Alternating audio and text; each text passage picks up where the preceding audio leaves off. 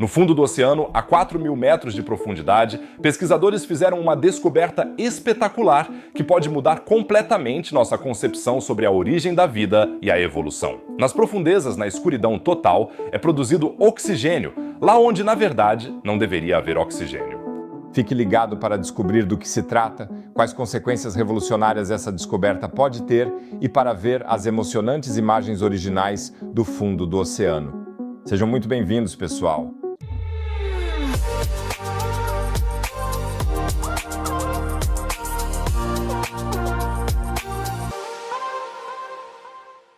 Antes de mais nada, sim, eu me barbeei.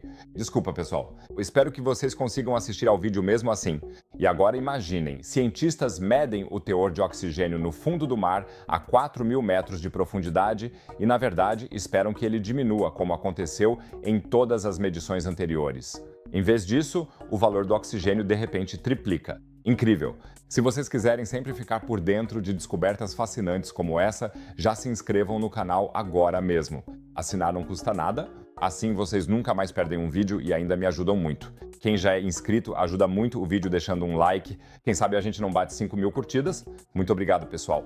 Entre o Havaí e a costa oeste do México, fica a chamada Zona Clarion-Clipperton, ou CCZ, uma área gigantesca no fundo do mar, maior do que toda a Europa. E aqui embaixo, na escuridão total, estão espalhados milhões de pedaços de rocha do tamanho de batatas, os chamados nódulos polimetálicos. Esses nódulos estão repletos de metais valiosos, como níquel, cobre, cobalto e manganês. Por isso também são chamados de nódulos de manganês, e esses são exatamente os materiais necessários para baterias, por exemplo, em carros elétricos. Não é de se admirar, portanto, que as empresas de mineração já estejam ansiosas e gostariam de extrair esses nódulos imediatamente. Mas então, essa descoberta espetacular aconteceu. O pesquisador marinho Andrew Sweetman, da Associação Escocesa de Ciências Marinhas, realizou experimentos no fundo do mar com sua equipe. Na verdade, eles queriam apenas medir a quantidade de oxigênio que os organismos consomem lá embaixo. Isso normalmente é feito com câmaras especiais que são colocadas no fundo do mar e medem o teor de oxigênio durante vários dias. Em todas as medições desse tipo realizadas até agora, o valor de oxigênio sempre diminuiu, como esperado. Mas desta vez foi diferente. Em vez de diminuir, o teor de oxigênio nas câmaras aumentou continuamente, de cerca de 185 micromoles por litro, inicialmente para, em alguns casos, mais de 800 micromoles. A primeira ideia foi naturalmente que os sensores estavam com defeito. Então novos sensores foram enviados. O resultado foi o mesmo. Em diferentes áreas da zona Clarion-Clipperton, o mesmo fenômeno se repetiu. Lá embaixo, nas profundezas, o oxigênio é produzido. Agora vocês talvez estejam se perguntando, e daí? O que há de tão espetacular nisso? A resposta, na verdade, deveria ser impossível que o oxigênio se formasse lá embaixo. Até agora, partíamos do princípio de que o oxigênio na Terra era produzido quase exclusivamente pela fotossíntese, ou seja, por plantas, algas e cianobactérias que utilizam a luz solar para produzir oxigênio a partir do CO2 e da água. Mas a 4.000 metros de profundidade, quase não há luz solar. É por isso que os pesquisadores chamam esse oxigênio recém-descoberto de oxigênio escuro. Andrew Sweetman comenta sobre a descoberta. Para que a vida aeróbica pudesse começar em nosso planeta, era necessário que houvesse oxigênio. E nosso entendimento até agora era que o suprimento de oxigênio da Terra começou com organismos fotossintéticos, mas agora sabemos que o oxigênio é produzido nas profundezas do mar, onde não há luz. Acho que precisamos repensar isso, onde a vida aeróbica poderia ter começado. Isso é realmente uma afirmação revolucionária, se você parar para pensar. Porque se a produção de oxigênio pode ocorrer mesmo sem a ação da luz solar, então a vida na Terra pode ter surgido de uma forma completamente diferente do que se pensava até agora. Talvez não em águas rasas e ensolaradas, mas nas profundezas do fundo do mar. E ainda mais emocionante, se aqui na Terra o oxigênio pode ser produzido na escuridão, então talvez também possa ser produzido em outros corpos celestes do nosso sistema solar.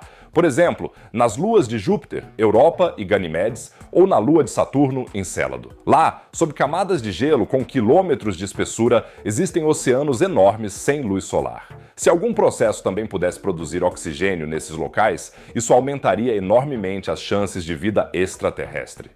Mas voltando à pergunta crucial, como diabos o oxigênio escuro é formado? Sweetman e sua equipe investigaram todas as explicações possíveis. Poderia ser algo biológico? Será que existem algumas bactérias lá embaixo que conseguem produzir oxigênio sem luz? Alguns poucos micro-organismos são capazes disso. Mas quando os pesquisadores envenenaram suas amostras com cloreto de mercúrio para matar todas as bactérias, o oxigênio continuou sendo produzido. Portanto, a explicação biológica está descartada. Depois, eles testaram se talvez a radiação radioativa das rochas poderia dividir as moléculas de água. Mas os cálculos mostraram que a radioatividade natural lá embaixo poderia explicar, no máximo, 0,5% do oxigênio medido. Portanto, também não é uma solução. E então veio a explicação mais provável, os próprios nódulos polimetálicos. Esses pedaços de metal poderiam funcionar como baterias naturais. Os nódulos crescem ao longo de milhões de anos, camada por camada, e vários metais se depositam neles. Como já foi dito, manganês, níquel, cobre, cobalto. Essas diferentes camadas de metal têm potenciais elétricos diferentes. E quando se mede a tensão entre dois pontos de um tubérculo desses, realmente se chega a até 0,95 volts. Isso é incrivelmente próximo dos 1,23 volts que, teoricamente, seriam necessários para separar mais água em hidrogênio e oxigênio por eletrólise. E com os catalisadores certos contidos nos óxidos de manganês dos nódulos, poderia funcionar até mesmo com menos tensão. Os tubérculos poderiam, então, funcionar como milhões de minúsculas células de eletrólise, produzindo constantemente pequenas quantidades de oxigênio. Andrew Sweetman descreve assim: e se tivéssemos milhões dessas minúsculas baterias em partículas de óxido de manganês nos tubérculos e os elétrons fluíssem através da estrutura interna do óxido de manganês? Geobaterias naturais no fundo do mar, produzindo oxigênio há milhões de anos. E é aqui que a questão se torna realmente explosiva para a indústria de mineração, porque se esses tubérculos realmente desempenham um papel importante no ecossistema do fundo do mar, então sua exploração industrial poderia ser um desastre ecológico. A oceanógrafa Lisa Levin, que não participou do estudo, diz: este é um excelente exemplo do que significa ter o fundo do mar como fronteira, como uma parte relativamente inexplorada do nosso planeta. Ainda há novos processos a serem descobertos que desafiam nosso conhecimento sobre a vida em nossos oceanos. A produção de oxigênio no fundo do mar por nódulos polimetálicos é uma nova função do ecossistema que deve ser levada em consideração na avaliação dos impactos da mineração em águas profundas. Sabemos tão pouco sobre o fundo do mar, mais de 80% dos oceanos ainda são inexplorados. E agora descobrimos que processos fundamentais, dos quais não tínhamos ideia, podem estar ocorrendo lá embaixo. A produção de oxigênio sem luz muda a compreensão da origem da vida, da evolução, das possibilidades de vida em outros mundos. É claro que também há críticas ao estudo. Alguns cientistas, curiosamente também do grupo de mineração que financiou parcialmente a pesquisa, duvidam dos resultados. Por isso, Andrew Sweetman agora vai voltar à zona Clarion-Clipperton com uma equipe de pesquisa ainda maior. Em janeiro de 2026, a expedição partirá de San Diego, desta vez com equipamentos ainda melhores para procurar também hidrogênio, o outro produto da eletrólise. Se encontrarem oxigênio e hidrogênio, isso seria a prova definitiva da teoria da geobateria. Estou curioso para saber o resultado, pois isso mostra mais uma vez o quanto não sabemos sobre o nosso próprio planeta e deixa claro a importância da pesquisa para proteger os ecossistemas marinhos a longo prazo. É claro que vou mantê-los informados sobre os resultados da nova expedição em janeiro. Então já se inscreva no canal para não perder nada e não se esqueça de deixar o like para ajudarmos a bater a meta de 5.000 curtidas. E por falar em descobertas espetaculares, o próximo vídeo é sobre uma observação que pode virar nossa compreensão de todo o universo de cabeça para baixo.